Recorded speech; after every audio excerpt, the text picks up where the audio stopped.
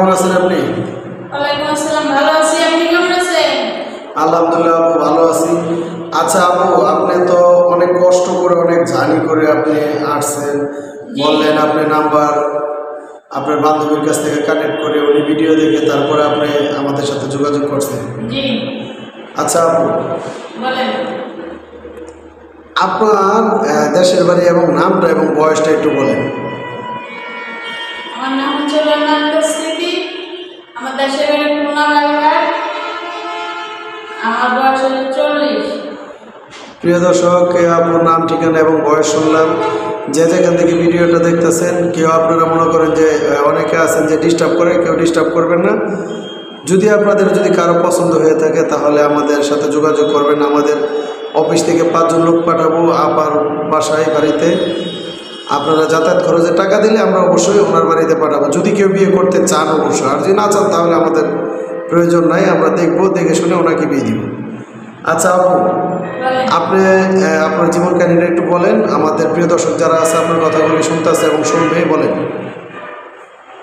আমি খুব অসহায়, আমার ছেলে অসুস্থ, ছেলে বাবা দেখাশোনা করে না, টাকা পয়সা দেয় না, চাইলে অত্যাচার করে, বুঝছেন? মানে চাইলে অত্যাচার করে, মারধর কি আপনারা করে, আর ছেলেদের কোনো খোঁজ খবর নেয় না। ছেলেদের খোঁজ খবর নেয় না, ওরা অসহায় ভাবে জীবনযাপন কাটায়। এই জন্যে আপনাদের নাম্বারটা কষ্ট করে খুঁজে এই জায়গায় আসছি।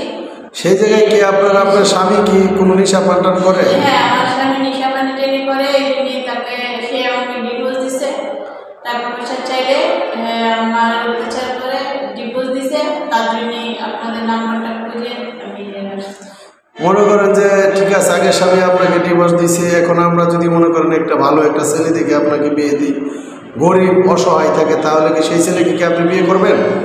বিয়ে করবো, কিন্তু তার বাপ মা থাকলে ও আমি দেখাশোনা করবো, আর আমারও সে দেখাশোনা করবে। তাহলে মনে করেন 5 ওয়াক্ত নামাজ পড়তে হবে। মানে আপনার স্বামী এখন যাকে বিয়ে করবেন সে যদি 5 ওয়াক্ত নামাজি হয় বা মা বাবার সেবা করে, তাহলে আপনি তাকে বিয়ে করবেন।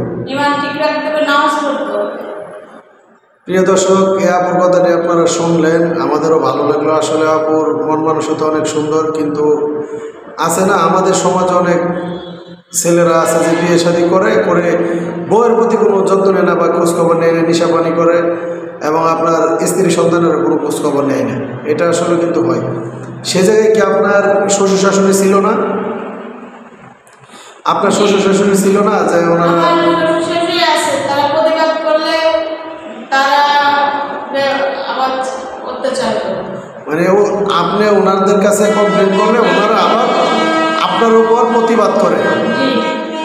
আসলে কি বলবো, এরকম অনেক আছে আমাদের সমাজে। তবে প্রিয় দর্শক, যে যেখান থেকে ভিডিওটি দেখতেছেন, যদি আপনাদের কারো পছন্দ হয়ে থাকে আপুকে, তাহলে আমাদের স্ক্রিনে দেওয়া নাম্বার থাকবে, সেই নাম্বার আপনারা যোগাযোগ করবেন। তাহলে আপুকে আমরা খুঁজে বের করে আপনাদের সাথে কথা বলে বিয়ে দিয়ে দেব। আর সবাই দোয়া করবেন যাতে আপুটি ভালো একজন মানুষ বা ভালো একজন স্বামী পান। সবাই ভালো থাকবেন, সুস্থ থাকবেন। আসসালামু আলাইকুম।